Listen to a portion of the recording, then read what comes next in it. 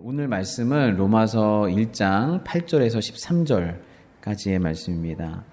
로마서 1장 8절에서 13절.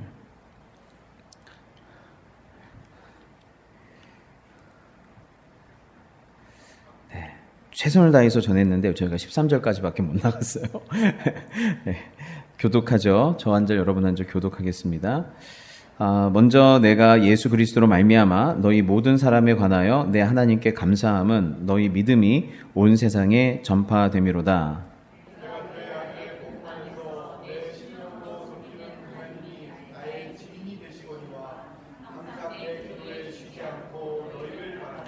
어떻게 하든지 이제 하나님의 뜻 안에서 너희에게 나아갈 좋은 길 얻기를 구하노라.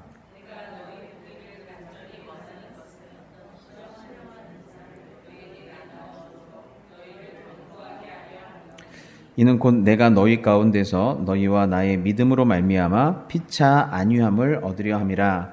형제들아, 내가 여러 번 너희에게 가고자 한 것을 너희가 모르기를 원하지 아니하노니 이는 너희 중에서도 다른 이방인 중에서와 같이 열매를 맺게 하려 함이로되 지금까지 길이 막혔도다. 아멘.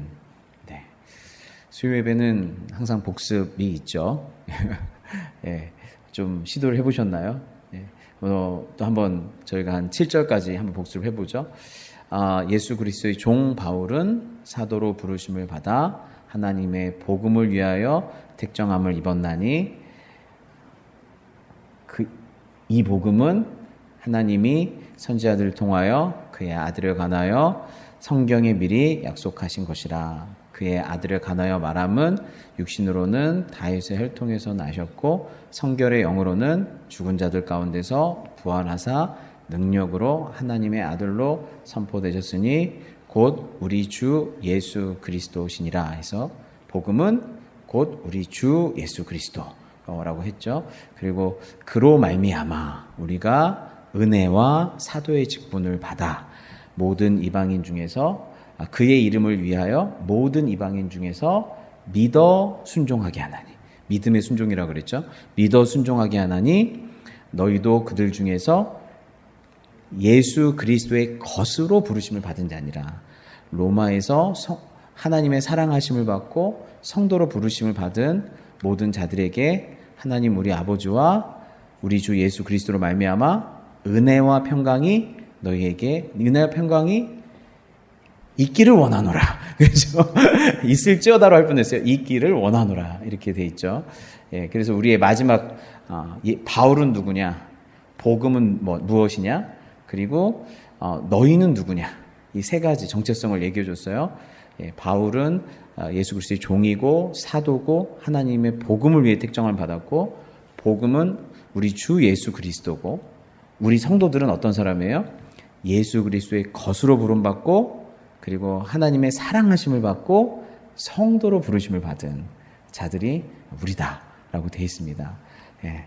그래서 이제 8절부터 13절까지는 그런 바울이 내가 복음의 사역자로서 어떠한 모습과 태도와 자세를 가지고 복음의 사역자가 될 것인가에 대해서 얘기를 나누고 있어요. 그래서 7가지 복음의 일꾼의 7가지 모습을 보여주고 있는데 저희는 지난 시간에 3가지를 배웠죠. 그래서 이거는 외우기보다는 넘겨주세요.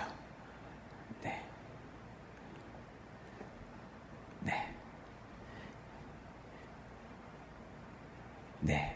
쭉 이게 제가 안 되는데요. 네. 오늘 이게 안 되나요? 잠깐만요. 네, 됐습니다. 네, 좋습니다. 아유, 답을 얘기하면 돼. 그래서 첫 번째죠. 먼저 내가 예수 그리스도로 말미암아 너희 모든 사람에 관하여 내 하나님께 감사함은 너희 무엇이? 너희 믿음이 이거예요. 너희 믿음이 온 세상에 전파됩니다. 그랬어요. 예, 바울은 제일 감사한 것 중에 하나는 그들의 믿음이었어요. 믿음을 받고 또 믿음이 장성하기를 기대했고, 그래서 믿음에 대해서 감사했던 사람이고요. 두 번째는 내가 그의 아들의 무언 안에서, 복음 안에서 내 심령으로 섬기는 하나님이 나의 증인이 되시거니와 항상 내 기도에 쉬지 않고 너희를 말했다고 그랬어요. 그래서 복음 안에서 내 심령으로 섬긴다. 바울은 심령으로 섬긴다는 건 영으로 섬긴다는 거고 온 중심으로 섬긴다라고 그랬어요. 그래서 하나님의 열심을 가지고 심령으로 섬기는데, 하나님의 열심에는 이렇게 막 열정만 있는 게 아니라 고요함도 있고 경배도 있고 평안도 있다, 이런 얘기를 했었죠. 그러면서 섬길 때 그의 아들의 복음 안에서 섬기는 거예요. 그 아들의 복음이라는 건, 복음은 하나님의 아들이 우리를 섬겨주신 사건이거든요. 아들이 우리를 섬겨주신 그 섬김으로 내가 섬기는 거예요. 예수님이 우리의 발을 닦아주신 그 발 닦여주심으로 발을 닦아주고, 예수님이 우리에게 은혜를 베푸신 것으로 은혜를 베푸는, 이것이 바로 복음 안에서. 그러니까 이 복음을 통해서 내가 예수님께 어떠한 섬김을 받았는지가 아주 풍성하고 깊어지게 되면 그 예수님께 받은 섬김을 이렇게 반사해 낼 수밖에 없어요. 그래서 섬기긴 섬기는데 아들의 복음 안에서 심령으로 하나님을 섬겨요. 그리고 하나님을 섬긴다는 건 곧 영혼과 교회를 섬기는 것과 또 같은 맥락으로 이어져 있어요. 그리고 바울이 굉장히 사역자로서 중요했던 것은, 기도할 때 누구를 증인으로 세워요? 하나님을 증인으로 세우면, 내가 널 위해서 기도할게 해놓고 기도를 까먹을 수가 없어요. 하나님을 증인 세웠기 때문에. 아니면 하나님 이렇게 계속 비밀을 지켜주세요, 뭐 이렇게 하는 수밖에 없는 것이죠. 그렇게 해서 이 세 가지가 이제 바울이 갖고 있는 자세입니다. 그러면 오늘은 10절 말씀을 좀 볼 텐데요. 어떻게 하든지 이제 하나님의 뜻 안에서 너희에게로 나아갈 좋은 길 얻기를 구하노라 라고 돼 있어요.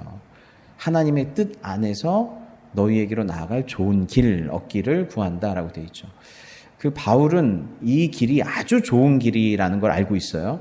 로마에 가서 이들을 세워주고 그들에게 복음을 전하고, 그래서 로마에 있는 많은 문제들을 해결해주고, 또 이 로마 교회를 선교의 전초기지로 만드는 이것이 아주 좋은 길이란 걸 알고 있어요. 그리고 그거에 대한 계획도 아주 치밀하게 짰어요. 그런데 그것이 아무리 좋은 길이라고 해도, 그리고 그것이 아무리 간절한 길이라고 해도, 얼마나 치밀하게 짜여진 길이라고 해도, 얼마나 의미 있는 길이라고 해도 그 앞에 가장 중요한 게 있어요. 그것은 무엇이냐면 하나님의 뜻 안에서예요. 그 길이 하나님의 뜻 안에서 열려야 돼요. 근데 내가 생각할 때 이 길이, 이 계획이 아무리 탁월하고 의미 있고 좋을지라도 그것이 하나님의 뜻과 위반된다면, 하나님의 뜻에 부합하지 않는다면 그 길은 절대로 좋은 길이 될 수가 없어요. 그래서 바울은 이렇게 항상 얘기하고 있는 거예요. 알다시피 바울은 굉장히 치밀한 사람이고 의지가 굉장히 강한 사람이고 굉장한 비저너리예요. 그러니까 어떤 사람이 비저너리인데 그 비저너리를 이루기 위해서 아주 꼼꼼하기까지 하다, 되게 어려워요. 보통 비저너리는 이렇게 발이 붕 떠 있든지 아니면 너무 현실적인 사람은 비전이 없든지 그러거든요. 근데 바울은 정말 하나님의 큰 비전을 보면서 그 비전을 위해서 어떻게 가면 될 것인가에 대한 치밀한 계획을 가지고 그리고 그것을 이루어내는 의지적인 사람이에요. 그러니까 굉장히 대단한 사람이거든요. 그러니까 바울이 볼 때 이게 좋은 길이라고 했다는 건 이건 하나님의 비전에 있어서도 그렇고 그 길을 위해서 엄청난 그 계획들이 있었을 거예요. 근데 아무리 그게 좋아도 하나님의 뜻 안에 없는 거면 난 내려놓겠다, 이렇게 얘기하고 있는 거예요. 왜냐하면 내가 아무리 머리가 좋고 의지가 강하고 탁월한 길을 계획했을지라도 하나님의 뜻 안에 있는 길만이 최고의 길이라는 걸 바울은 알고 있기 때문에 그래요. 그래서 우리는 이런 말을 종종 하죠. 하나님 내 뜻대로 마옵시고 아버지의 뜻대로 해주세요. 나의 뜻이 아니라 하나님의 뜻대로 해주세요. 이 기도가 정말 좋은 기도인데 또 엄청 막연한 기도기도 하죠. 예, 내 뜻과 하나님의 뜻이 도대체 어떻게 다른 건지, 어떤 건 하나님의 뜻이고 어떤 건 하나님의 뜻은 아닌 것 같고, 이건 내 뜻과 하나님의 뜻이 반대되는 건데 또 이 뜻은 또 하나님의 뜻과 맞는 것 같고, 그래서 굉장히 헷갈려요. 그래서 오늘 제가 조금만 정리해 드린다고 하면, 무엇을 뜻한다라고 할 때는 최소한 세 가지가 있어요. 세 가지가 있는데, 그것은 첫 번째는 때에 대한, 시기에 대한 그 뜻이 있어요. 언제 할 거냐, 언제 이룰 거냐라고 하는 시기에 대한, 즉 때에 대한 하나님 그 뜻이 있어요. 두 번째는 방식에 대한 하나님의 그 어떤 뜻이 있어요. 그러니까 뭔가 뜻이라고 하는 것은 결과, 목적을 갖고 있는 거거든요. 그러니까 이게 세 번째 결과, 목적에 대한 건데, 이 목적을 어느 때에 어떤 방식으로 이룰 거냐라고 하는, 크게 보면 세 가지가 있는 거예요. 예, 때에 대한 하나님의 의도, 그리고 방식에 대한 하나님의 의도, 그리고 결과에 대한 하나님의 의도인 것이죠. 그래서 나의 뜻을 하나님의 뜻에 맞춘다, 아니면 나의 뜻대로 하지 마옵시고 하나님의 뜻대로 하옵소서 라고 하는 말씀은, 하나님 나의 때, 나는 지금 이 때에 하루라도 빨리, 한국 사람 얼마나 성격이 급해요? 내가 뭘 하나 딱 의도를 가지면 그걸 당장 해야 되잖아요. 속이 이렇게 뜨거워서 견딜 수가 없잖아요. 이건 좀 너무 좋은 계획인데 빨리빨리 하고 싶잖아요. 근데 하나님의 때에 그게 아무리 좋은 거라도 내 때랑 하나님의 때가 맞는 건가? 지금이 하나님의 때인가? 이걸 맞춰가야 돼요. 두 번째는 내가 쓰려고 하는 방식들이 있어요. 난 이런 방식으로 하나님 뜻을 이루고 싶어. 이런 방식으로. 근데 하나님의 방식은 그게 아닐 수가 있어요. 그리고 내가 원하는 결과는 이거예요. 근데 하나님이 원하는 결과는 전혀 딴 거이거나 그거를 초월한 어떤 결과일 수가 있어요. 그러니까 결국 때와 방법과 결과에 대한 그 뜻이 하나님의 뜻대로 되기를 원합니다 라고 하는 기도가 하나님의 뜻 안에서라는 의미예요. 실제로 이게 바울의 선교 여행에서 그대로 보여주는데요. 바울은 원래 어떤 계획이었어요? 로마서를 쓰면서 내가 로마서 쓰고 지금 고린도에 있는데 예루살렘에 가서 이방인들의 선교 헌금을, 그 구제 헌금을 예루살렘 성도들에게 딱 주고, 그리고 난 다음에 바로 로마로 갈 계획이었어요. 바로 이게 바울이 생각한 때였어요. 근데 바울의 때와 하나님의 때가 달랐어요.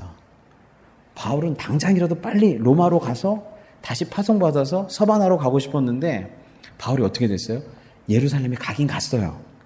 근데 일주일 만에 체포가 돼요. 사도행전 보면 바울이 가면 일주일 만에 체포가 돼요.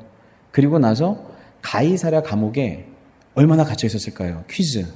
가이사랴 감옥에 바울은 몇 년을 갇혀 있었을까요? 2년을 갇혀 있었어요. 바울의 마음은 쓰면서도 난 당장 가리 했지만 2년 갇혀 있었어요.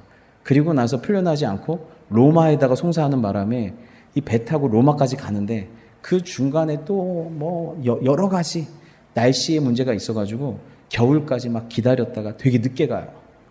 그리고 나서 어떻게 되냐면, 그리고 나서 그 로마 감옥, 가택 연금이긴 한데 그 가택 연금에 갇혀서 또 2년을 보내요. 그러니까 바울은 이거 쓰고 바로 가서 이렇게 갈 생각이었어요. 근데 하나님의 때는 그게 아니었어요. 그래서 하나님의 뜻 안에서 좋은 길 얻기를 구하노라 이렇게 한 것 같아요. 나는 빨리 가고 싶지만 하나님의 뜻이 그게 아닐지도 몰라. 느낌이 있었던 것 같아요. 방식은, 바울은 자유인으로 가기를 원했어요. 자유인으로 갔다가 자유인으로 가기를 원했어요. 근데 바울은 어떻게 로마로 가요? 죄수의 신분으로 로마로 가요. 이것도 바울이 생각한 방식과 달라요.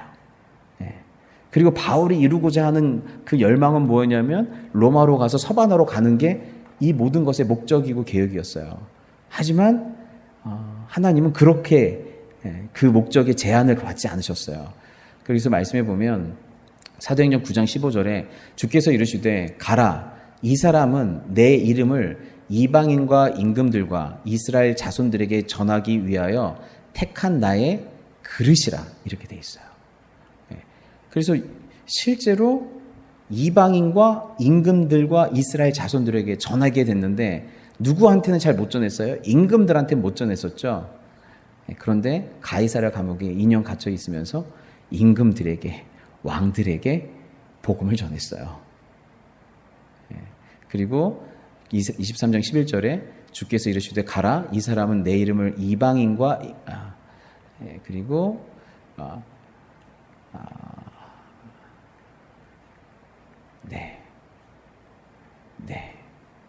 하나가 사도행전 23장 11절 똑같은 건데 제가 읽어드릴게요. 그날 밤에 주께서 바울 곁에 서서 이르시되 담대하라, 내가 예루살렘에서 나의 일을 증언한 것 같이 로마에서도 증언하여 하리라 라고 했는데, 실제로 가택연금이지만 로마에 가서도 하나님의 말씀을 증거했어요. 그리고 그 로마 가택연금, 그 로마 감옥에서 어떤 서신을 써요? 앳빌골몬이라고 그래요. 앳빌골몬, 에베소서, 빌립보서, 골로새서, 빌레몬서. 로마만 축복할 줄 알았는데 오히려 하나님은 그 바울을 그 감옥에 가둬놓고 에베소서, 빌립보서, 골로새서, 빌레몬서를 쓰게 하신 거예요.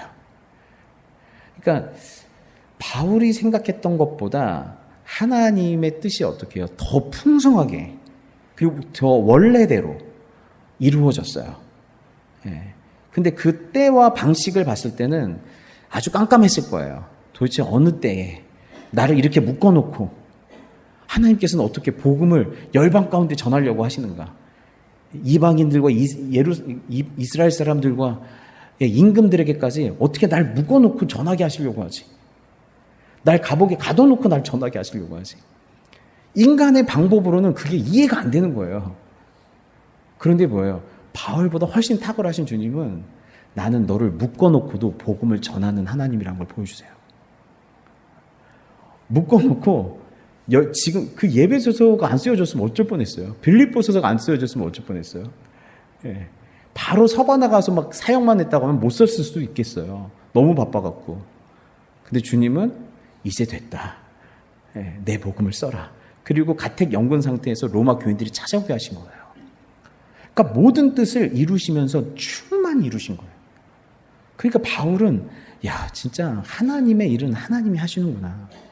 그리고 내 때와 내 방식과 내 결과가 아무리 좋아도 하나님이 하나님의 뜻 안에서 이루시는 그 결과만큼 좋을 수는 없겠구나. 그래서 언제든지 주님께 제 인생을 맡기겠습니다 라고 하는, 그래서 하나님의 뜻 안에서, 이게 그리스도인들한테는 얼마나 중요한 단어인지 몰라요. 하나님의 뜻 안에서. 그래서 여러분들이 어떤 계획과 어떠한 바람이 있는지 모르겠지만 그 바람을 여러분 기도하면서 아뢰시고 항상 그 앞에 뭘 전제하셔야 돼요?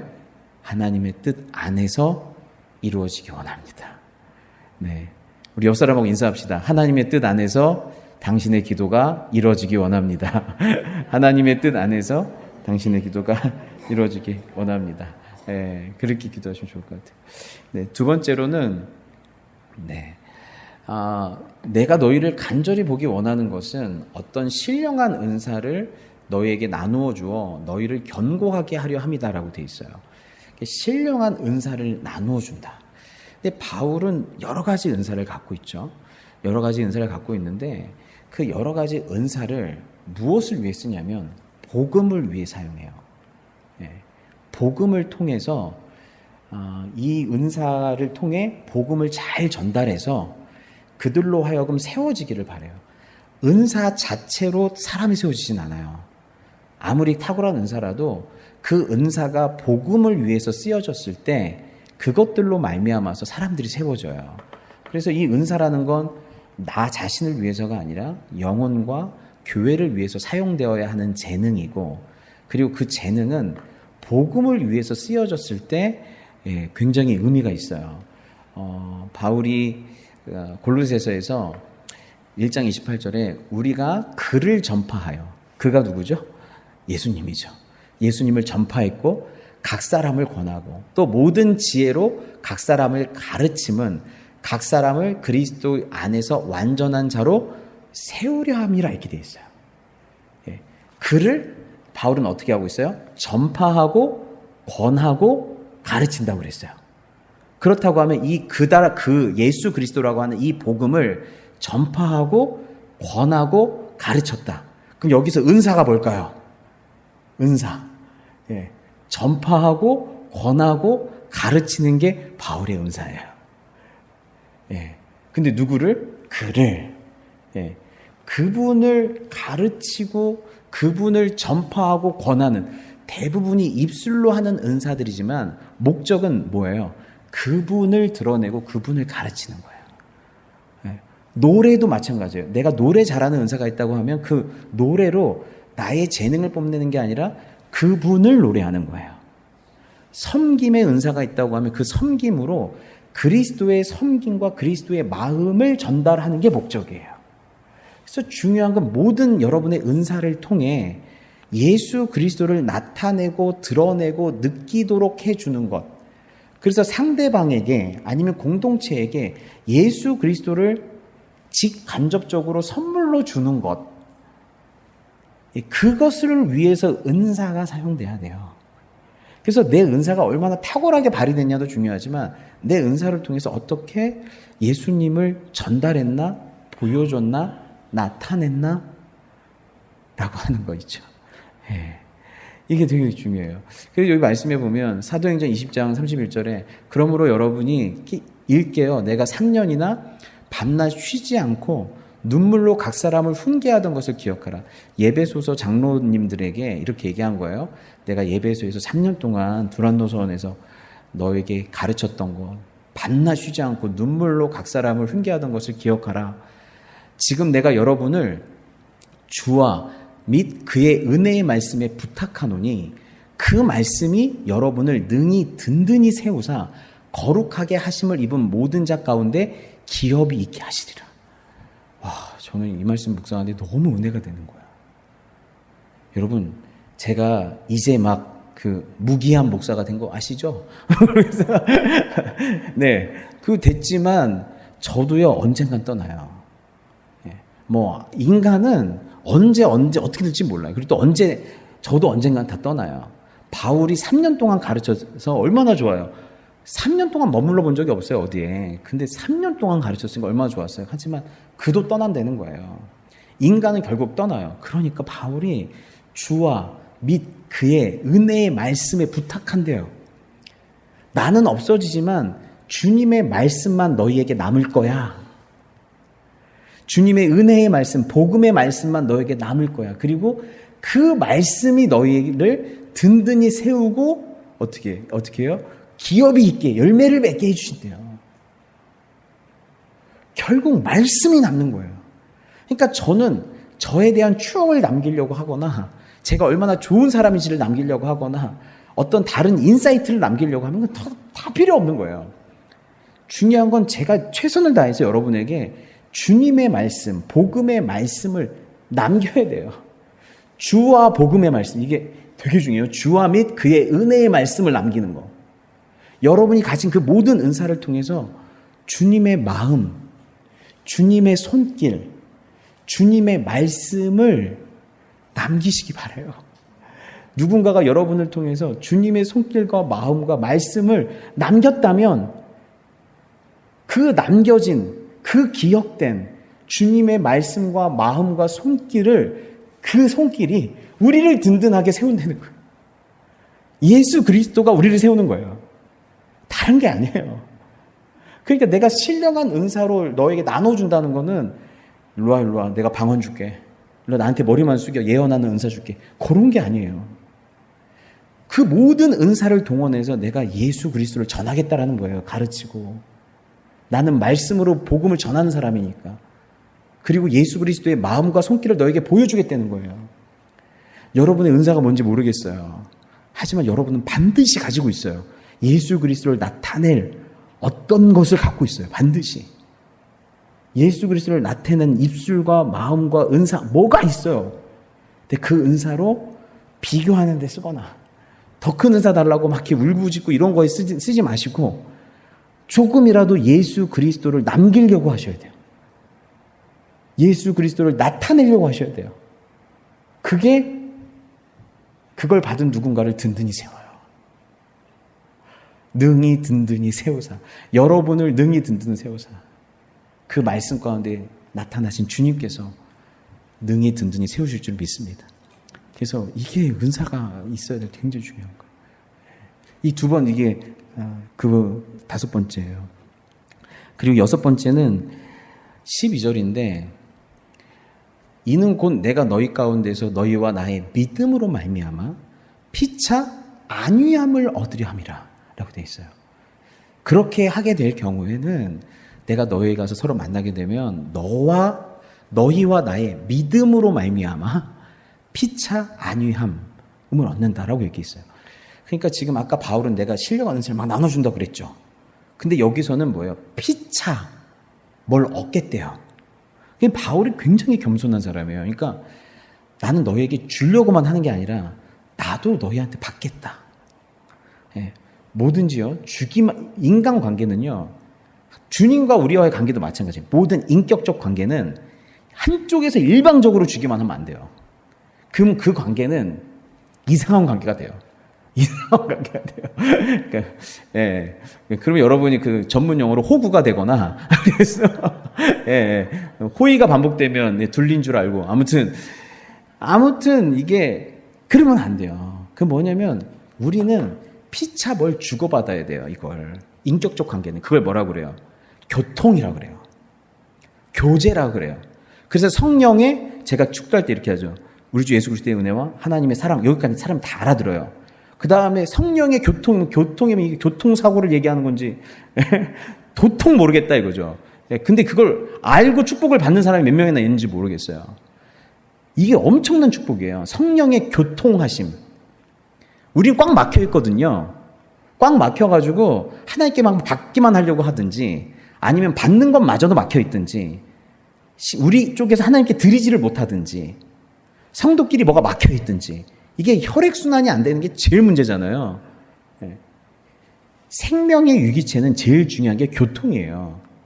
그리스도라고 하는 나무, 그리스도라고 하는 머리에 우리가 붙어 있다고 하면 제일 중요한 게 서로가 머리와 서로의 지체가 서로 교통해야 돼요.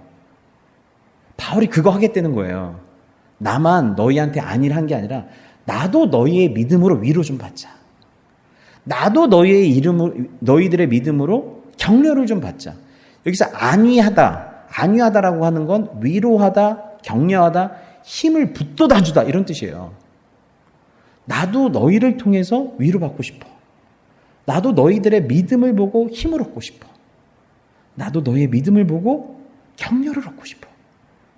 근데 이게 정직한 고백이에요. 그래서 제가 자꾸 설교 끝나고 나서 옆 사람들한테 무슨 은혜 받았냐고 해서 물어보죠. 내가 칭찬받으려고 하는 게 아니라 서로 뭐예요? 교통하고 싶은 거예요. 바울도 그런 심령이 있는 거죠. 나도 위로가 필요해. 격려가 필요해. 근데 그냥 격려가 아니라 무엇 안에서 믿음으로 말미암아 안위함, 격려를 받게. 그래서 여러분의 믿음을 보면 목사가요 되게 격려를 받아요. 여러분이 저한테 이제 이렇게 뭐 맛있는 거 해서 갖다 줘도 격려를 많이 받죠. 격려를 많이 받아요. 요즘 김치가 떨어진 것 같은데 그래서 다 격려를 받습니다. 아무튼 뭐 얼마나 먹을 때마다 격려가 되죠. 근데 제일 큰 격려는 뭐예요? 여러분의 믿음이 자라는 거예요. 말씀을 믿음으로 받을 때요. 목사 그것만큼 좋은 게 없어요. 목사님 또 오늘도 40분 넘기려고 진짜 오늘 또 작정을 하셨구만. 작정을 또 싹싹 빌면서 또 40분 넘게 하려고 또 여러분 이거는 딱 알아요. 근데 말씀을 믿음으로 받을 때 목사가 딱 알아요. 그러면 그때 엄청난 위로를 받아요. 내가 이렇게 이 귀한 말씀을 이분들이 믿음으로 받을 때 그리고 나서 또 언제 또 제가 뿅 가냐면요. 받은 말씀을 가지고 여러분들이 목장에서나 밥 먹을 때 말씀을 가지고 서로 나누면서 그걸로 도전받은 거, 회개한 거, 깨닫게 된 거를 서로가 나눌 때, 말씀을 가지고. 그러면 말씀도 풍성해지거든요. 그런 모습을 보면 그 서로의 믿음으로 막 하는 거 보면요. 완전히, 그냥 완전 뿅 가는 거야. 완전 뿅 가는 거야.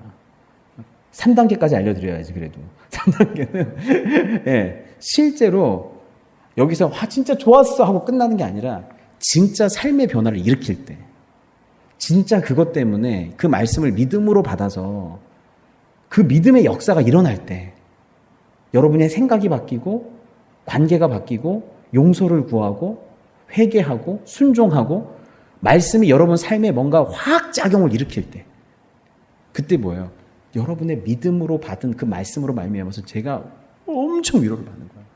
위로를 받는. 반대도 생각해 봤어요. 피차 안위함을 얻으니까 여러분은 저의 어떤 모습을 보면서 위로가 될까? 말씀을 전하는 자의 어떤 모습을 보면은 위로가 될까? 생각해 본 거예요. 제가 하나님의 말씀을 정말 귀히 여기고 확신을 가지고 전할 때 위로가 될 것 같아요. 그것 때문에 내가 너무 행복할 때 하나님 말씀이 그러면 또 위로가 될 것 같아요. 그 말씀으로 제가 제 인생을 자꾸 헌신하고 드리게 될 때 위로가 될 것 같아요. 나중에도 한번 말씀드리겠지만 저희가 지난주 주일에 권나무 장로님 서로 돕는 목장에 가서 저희가 이제 말씀을 서로 나누고 저희도 이렇게 동참해가지고 그 목장 모임을 갔는데 복음이 내게 왜 기쁜 소식인가 저한테 물어봤어요. 그 질문 중에 하나가 있어서. 근데 거기서는 제가 대답을 못했지만 계속 생각이 나는 거예요. 이런 목사님이 하는 대답 말고 교과서적인 대답 말고 나한테 왜 복음이 좋은 소식인가? 그건 내가 내 인생을 걸 수 있는 소식이어서였어요. 내 인생을 다 걸고 모든 인생을 다 걸어도 괜찮은 오히려 부족할 정도로 그 정도로 그러니까 복음만큼 좋은 소식이 제가 아무리 공부하고 아무리 다른 걸 찾아보고 아무리 해도 성경을 읽으면 읽고 예수님을 바라보면 바라볼수록 이것만큼 좋은 소식은 없어요. 예. 여러분이 아무튼 불교도 가보시고 원하시면 가보세요. 다. 이슬람도 가보시고 다 가보세요. 종교 안 믿는 사람도 다 보시고. 근데 이것만큼 좋은 소식이 없어요. 인간과 이 세계의 실존을 알면 이것만큼 좋은 소식이 없고 그리고 이것만큼 내 인생을 다 걸어도 아깝지 않은 게 없어요. 여러분 여기에서 시간을 투자해도 전혀 아깝지 않아요. 100번을 투자해도 아깝지 않아요. 복음이 그런 소식이에요. 내가 복음에 이렇게 뿅가 있을 때 여러분 위로될 것 같다는 생각이 들었어요. 목사가 자기가 전하는 것도 자기가 안 믿는 목사도 많이 있습니다. 내가 전해놓고도 안 믿을 수가 있어요. 근데 내가 복음에 뿅가 있는 거를 제일 위로가 될 것 같아. 그래서 여러분 우리가 믿음 안에서 서로 정말 위로를 받으려면요. 정말 이 복음의 말씀을 믿음으로 우리가 아름답게 변해갈 때 너도 변해가는구나. 이 복음이 널 바꾸는구나. 복음의 말씀이 목사님도 변화시키는구나. 그리고 이 복음의 말씀 때문에 우리가 행복할 때 그리고 이 복음의 말씀을 믿음으로 우리가 꿈꾸고 하나님의 꿈을 꾸고 그 꿈에 우리의 삶을 헌신할 때 바울만 헌신하는 게 아니라 로마 사람들도 헌신하고 하나님의 비전에 목사만 헌신하고 몇 명만 헌신하는 게 아니라 우리 교회는 하나님이 보여주신 비전에 온 성도들이 함께 뛰어들어서 헌신하는 모습을 보면 얼마나 위로가 되겠어요. 세상에 이런 교회도 있구나. 몇 명만 뛰는 게 아니라 다 같이 하나님의 제자로 뛰는 교회가 있구나. 그래서 여러분 정말 믿음 안에서 아름답고 행복하고 꿈꾸게 되는 거 있잖아요. 그것 자체로 우리는 서로가 서로에게 피차 안위함을 얻게 되는 거예요. 피차 안위함을 얻게 되는 거예요. 네.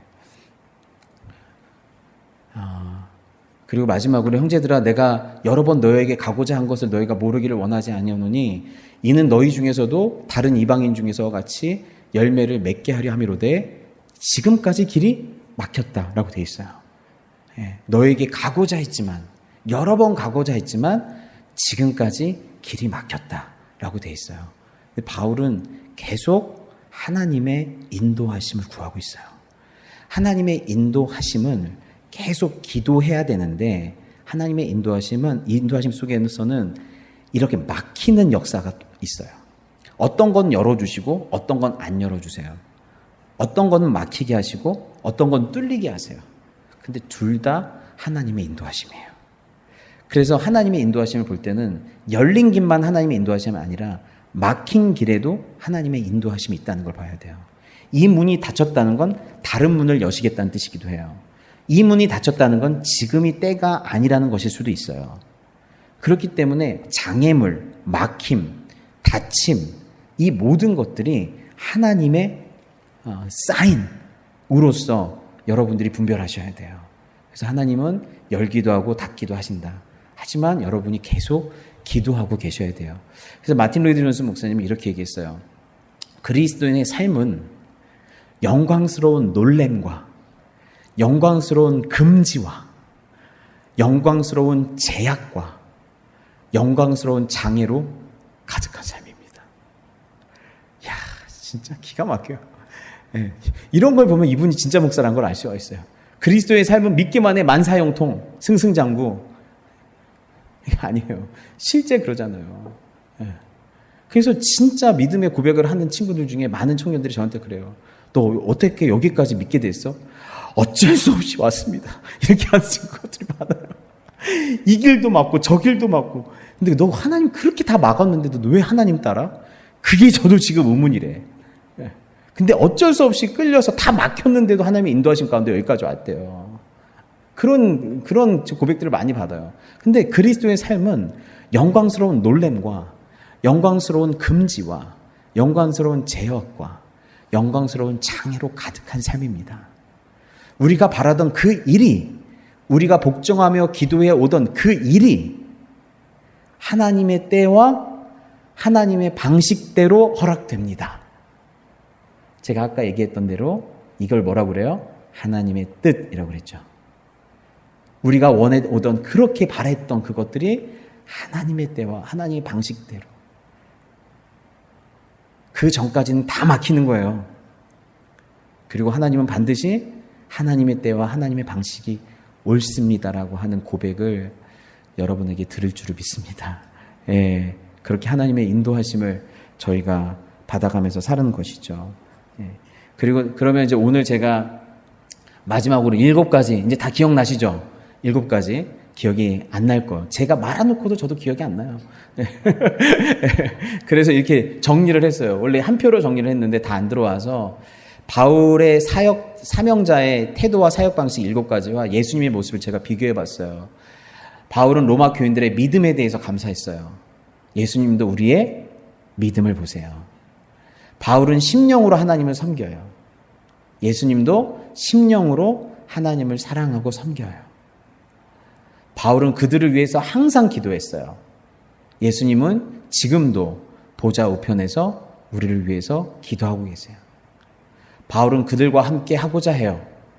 예수님은 성령으로 지금 우리와 함께하고 계세요. 바울은 그의 은사를 사용해서 복음으로 그들을 견고하게 세워주려고 해요. 예수님은 우리를 견고하게 하시고 지금도 주님의 성령으로 우리를 견고하게 하시고 성숙시키는 일을 하고 계세요.